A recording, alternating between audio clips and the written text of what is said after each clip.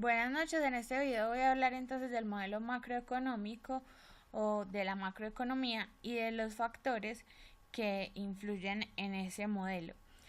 La macroeconomía o uno de los primeros factores que influyen en el modelo macroeconómico tal vez podría ser el Estado. El Estado en el modelo de Keynes, él dice que el mercado no se regula por sí mismo, sino que debe ser intervenido o debe estar bajo regulación del Estado, porque bajo el modelo capitalista los capitalistas indican que el mercado sí se puede regular por sí mismo en las condiciones de oferta y demanda, pero él dice que el Estado sí debe intervenir para que haya una correcta distribución de la economía o que la economía funcione correctamente.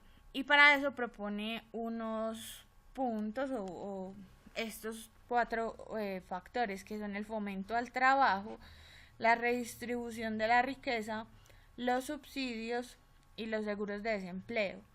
Estos cuatro puntos son buenos y funcionan en algunos modelos económicos siempre y cuando el Estado lo sepa manejar y lo sepa regular.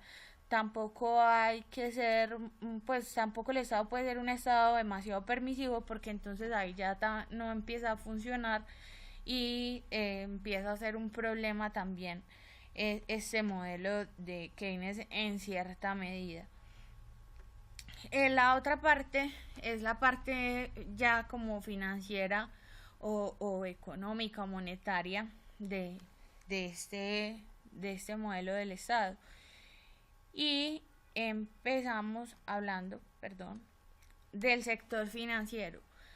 En el sector financiero me quiero enfocar en tres puntos que son la inflación, las tasas de interés y la tasa representativa del mercado. Esos tres factores necesariamente deben pasar por el Banco de la República, que estaba por acá. Bueno, entonces la inflación, por ejemplo, ¿qué quiere decir?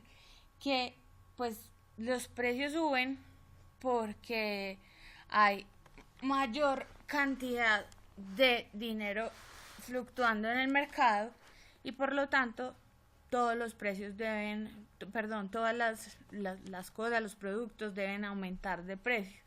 Hay más billetes, más monedas para pues comprar las cosas o circulando en el mercado. Y de esa manera, por ejemplo, lo explica Juan Diego Gómez en uno de los videos. Además de que afecta estos otros dos puntos. La tasa representativa del mercado y las tasas de interés. En el caso de las tasas de interés, por ejemplo, el otro autor de uno de los videos, Alex Nergisian, dice que pues cuando la gente le aumentan las tasas de interés, por consiguiente la gente deja de comprar. Cuando la inflación aumenta, las tasas de interés pues tienen que aumentar para regular esta inflación. Es decir, todo es como un ciclo. Las tasas de interés suben, entonces el consumo disminuye, también disminuye el empleo y por lo tanto vuelve a comenzar. Hay que bajar las tasas de interés y vuelve otra vez y comienza la inflación. Entonces todo es un ciclo y lo ideal es como mantenerlo en un punto de equilibrio donde pues no hayan ni tasas de interés muy altas y tampoco pues una inflación demasiado elevada, porque pasa algo y es que por ejemplo en este punto de la tasa representativa del mercado, a veces creemos que cuando el valor de las cosas aumenta o por ejemplo el valor del dólar aumenta es muy bueno para la economía, pero resulta que cuando el valor del dólar aumenta es porque el valor o el peso se está depreciando y mucha gente no sabe esto y cree que eso es bueno en términos económicos y no lo es. Otro factor en la parte económica es la bolsa de valores, que siempre va a afectar directamente la economía, cómo se invierten los recursos de las grandes empresas de nuestro país. En el caso de la Bolsa de Valores de Colombia, si hablamos ya de la Bolsa de Valores de Estados Unidos, por ejemplo, la Bolsa de Valores de Nueva York, ya estamos hablando de cómo otros mercados influyen en la economía nuestra. Y esto siempre va a ser casi que una directa proporción. Por eso pongo acá entonces ya el ejemplo de el mundo. Porque los factores del mundo afectan directamente o proporcionalmente nuestra economía. Por ejemplo, un factor como el petróleo, y no necesariamente tiene que ser el petróleo que sale de aquí, sino el petróleo a nivel del mundo, va a afectar también la economía nuestra. Cómo afecta, por ejemplo, lo que está pasando en Irán, cómo afectan, por ejemplo, las guerras nuestra economía, cómo afecta, por ejemplo, la guerra que tiene Estados Unidos con China, la economía nuestra también.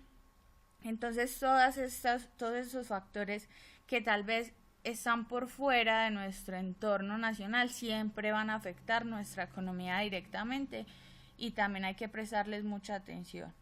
En el caso, por ejemplo, del petróleo es un elemento muy importante porque es directamente proporcional al dólar. Cuando el petróleo baja, el dólar aumenta y por lo tanto para nosotros eso genera inflación. Ya, esto es todo. Esa es la síntesis que yo hago como de ese modelo de macroeconomía. Todo termina recayendo en el Estado, todo debe ser regulado mediante políticas públicas y siempre pues de una forma u otra van a haber picos de crisis y picos de pues de solvencia económica, por decirlo de alguna manera, y es deber del Estado garantizar que esto se mantenga para no llegar a puntos como en el que está, por ejemplo, en este momento Venezuela, donde la hiperinflación y la devaluación de su moneda ha llegado a un momento tan crítico que están en la situación en la que están. Listo, esto sería todo. Muchas gracias.